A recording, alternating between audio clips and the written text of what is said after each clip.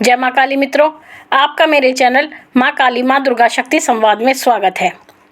मित्रों, आज का जो विषय है वो विषय ये है कि माँ काली को क्या भोग दें, तामसिक या सात्विक। देखिए मित्रों, जब भी हम माँ काली के बारे में बात करते हैं तो उनका नाम आते ही मनुष्य के मन में और मस्तिष्क में भी यही विचार आता है कि माँ काली हैं तो माँ काली शराब लेती होंगी, मुर्गा लेती होंगी, बकरा लेती होंगी या अंडा लेती होंगी। जितनी प्रकार की भी तामसिक चीज़ें हैं माँ काली उसको ग्रहण करती होगी। लेकिन ये बात सत्य नहीं है। माँ काली ऐसी देवी हैं जिन्हें आप सात्विक रूप से भी साध सकती हैं, लेकिन माँ को साधने वाला चाहिए। ये गुण हर किसी व्यक्ति में नहीं होता और माँ को सात्विक रूप में मनाने के लिए बहुत परिश्रम भी करना पड़ता है। माँ चलती हैं सात्विक रूप में, ऐसा नहीं है, और काम भी बनाती हैं। तामसिक रूप में जो काम बनाए जाते हैं माँ के द्वारा वो तीव्र गति से बनाए जाते हैं, लेकिन जब माँ तामस रूप में चलती हैं तो वो फटाक से सब काम कर देती हैं। लेकिन जब माँ सात्विक रूप में चलती हैं तो माँ जो है थोड़ा समय तो लगता है माँ को मनाने में, लेकिन जो उनके कार्य होते हैं वो स्थायी रूप से होते हैं। तामस रूप में आप अगर माँ से कोई कार्य कराते हैं, अर्थात तामस भोग पर माँ को चलाते हैं या भोग पर माँ को आप चलाते हैं, तो माँ का जो आपसे जो संबंध होता है वो भोग का होता है। और अगर आपने माँ को भोग दिया तो वो आपका कार्य सिद्ध कर देती हैं। फिर उसके बाद अगर आपने माँ से कोई वचन लिया हुआ है तामसिक रूप से और आपने अपना कार्य करवाने के बाद वो भोग माँ को नहीं दिया, फिर माँ आपको छोड़ेगी नहीं, किसी भी तरह से छोड़ेगा नहीं। वो आपसे अपना भोग लेके रहेगी, या फिर अगर आपने नहीं दिया तो आपको वो कहीं ना कहीं किसी ना किसी रूप से परेशान करेगी। लेकिन अगर आप माँ को सात्विक रूप में चलाते हैं, आप माँ को अपनी पूजा से प्रसन्न करते हैं, अपनी भक्ति से प्रसन्न करते हैं, अपने भाव से प्रसन्न करते हैं, तब माँ का सौम्य रूप आपके साथ चलता है। माँ सात्विक भोग पर आपके साथ चलती है। लेकिन मैं फिर वही बात कहती हूँ कि माँ को साधने वाला चाहिए। माँ हर तरह चलती है। सात्विक रूप में अगर आप माँ को साधेंगे तो माँ आपके सात्विक रूप से सारे कार्य करेगी, आपकी जो भी परेशानी है उनको दूर करेगी और स्थायी रूप से दूर करेगी। लेकिन सबसे पहले आपको माँ को इस चीज़ के लिए मनाना होता है। मैं आपको एक उदाहरण देती हूँ इसके लिए। जब माँ काली मेरे घर में आई थी तो माँ काली को मेरा भाई मेरे घर लेके आया था। मैं नहीं लेकर आई थी, मैं तो केवल उनकी मन से पूजा करती थी। लेकिन जो उनकी तस्वीर आई थी हमारे घर में, क्योंकि हमारे यहाँ माँ काली की फ़ोटो है, मूर्ति नहीं है, तो जो फ़ोटो जब वो घर में आई तो उसे आने के बाद हमने स्थापित किया, पूजा पाठ किया। उसके बाद ऐसा हुआ कि मेरे भाई को खाना बनाने का बहुत शौक़ है, तो वो कभी ना कभी किचन में कुछ ना कुछ काम करता रहता है।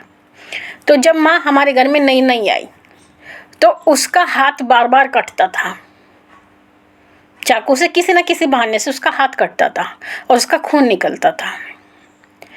इसका कारण ये क्योंकि हम माँ काली को लेके आए थे और माँ काली को जो है हम सात्विक रूप से मना नहीं पाए थे, तो माँ कहीं ना कहीं से उसकी 2 बूंद किसी भी प्रकार से ले लेती थी। लेकिन फिर मैंने माँ से प्रार्थना की कि माँ आप यहाँ पर हो और यहाँ श्री बालाजी महाराज की पूजा होती है, और जो बालाजी महाराज का जो मेहंदीपुर धाम है, घाटा मेहंदीपुर है, वहाँ पर माँ काली विद्यमान है। लेकिन सात्विक रूप से माँ चलती हैं वहाँ पर, जिन्हें माँ घाटे वाली भी कहा जाता है। तो माँ वहाँ से सात्विक रूप से चलती हैं और सात्विक रूप से ही भोग लेती हैं और सबके कार्य भी बनाती हैं।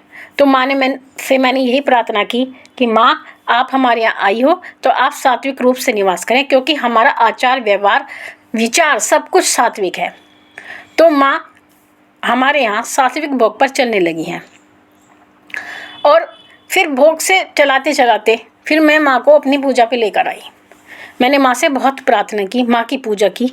मैंने कहा माँ ना तो आप भोग पर चलो, ना आप तामसिक भोग पर चलो, आप केवल मेरे भाव पर चलो, मेरी भावना पर चलो, मेरी पूजा पर चलो, मेरी भक्ति पर चलो। तो माँ भगवती मेरी पूजा पर चली, मेरी भक्ति पर चली, वो मुझसे प्रसन्न हुई।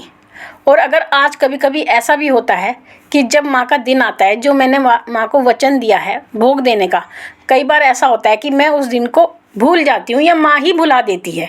मुझे वो दिन ही याद नहीं रहता। जब वो दिन बीत जाता है तो मुझे याद आता है कि कल तो मुझे माँ को भोग देना था, लेकिन माँ ने तो मेरे से भोग ही नहीं लिया। लेकिन मैंने माँ को भोग नहीं दिया, मैं भूल चुकी हूँ। लेकिन उसके बाद भी माँ भगवती ना तो मुझे दंडित करती हैं, ना किसी प्रकार का ऐसा कोई संकेत देती हैं, ना क्रोध करती हैं, ना ये कहती है कि तूने मुझे भोग नहीं दिया। वो उतने ही शांत स्वभाव से मेरे साथ रहती हैं और मुझे किस बात के लिए कभी भी कोई शिकायत वो मुझसे नहीं करती हैं। तो ये साधने की बात है। मैंने माँ को साधा, मैंने माँ को साध लिया। तो इसी प्रकार से मित्रों, आप भी माँ को साधें। अगर आप सात्विक हैं तो आप सात्विक रूप से साधें, और अगर आप तामसिक भोजन करते हैं, अर्थात मैं आपको स्पष्ट बताती हूँ, अगर आप तामसिक भोजन करते हैं अर्थात प्याज लहसुन खाते हैं, मांस खाते हैं या मदिरा का सेवन करते हैं, और उसके बाद अगर आप माँ को सात्विक भोग पर चलाना चाहेंगे तो माँ बिल्कुल नहीं चलेगी। इसका कारण यह है क्योंकि आपका आहार तामसिक है, तो आप माँ को सात्विक भोग पर चला ही नहीं सकते। सात्विक भोग पर वही व्यक्ति माँ को चला सकते हैं जो पूर्ण रूप से सात्विक होते हैं। माँ उनके लिए सात्विक भोग पर चलती है, लेकिन तामसिक व्यक्तियों के लिए माँ सात्विक भोग पर बिल्कुल नहीं चलती। फिर तो माँ को मद्य का भी चाहिए भोग, और उनको शराब की धार जरूर चढ़ेगी। फिर अगर आप तामसिक हैं, आप माँ को सात्विक नहीं चला सकते। और माँ को हम ऐसा क्या भोग दें? देखिए, माँ को तामस भोग भी दिया जाता है और सात्विक भोग भी दिया जाता है, और सात्विक भोग में बहुत विशेषता होती है। तो ऐसी क्या चीज़ होती है सात्विक जो माँ काली को दी जाती हैं? सबसे पहले सात्विक भोग में जो आता है वो आते हैं, एक तो बताशे। माँ को बताशे दिए जाते हैं। वो आप 5, 7 या 11 किसी भी संख्या में आप दे सकते हैं। उसके बाद सात्विक भोग में जो आता है वो माँ का पान होता है। पान किस चीज़ का प्रतिरूप है? तंत्र के अनुसार जो पान होता है वो खून और मांस का मिश्रण होता है, वो पान होता है तंत्र के अनुसार। और जो जायफल होता है, जो माँ को सात्विक रूप से दिया जाता है भोग में, जायफल होता है बकरी का प्रतिरूप, जो माँ सात्विक रूप से ग्रहण करती हैं। माँ को नारियल दिया जाता है। नारियल एक बलि के प्रकार का होता है। जैसे हम बलि देते हैं उसी प्रकार से हम नारियल की बलि सात्विक रूप से दी जाती है। नींबू दिया जाता है माँ को। नींबू भी एक जीव की बलि की तरह होता है, जो बलि के रूप में माँ को दिया जाता है। लौंग दी जाती है। माँ को अनार दिया जाता है।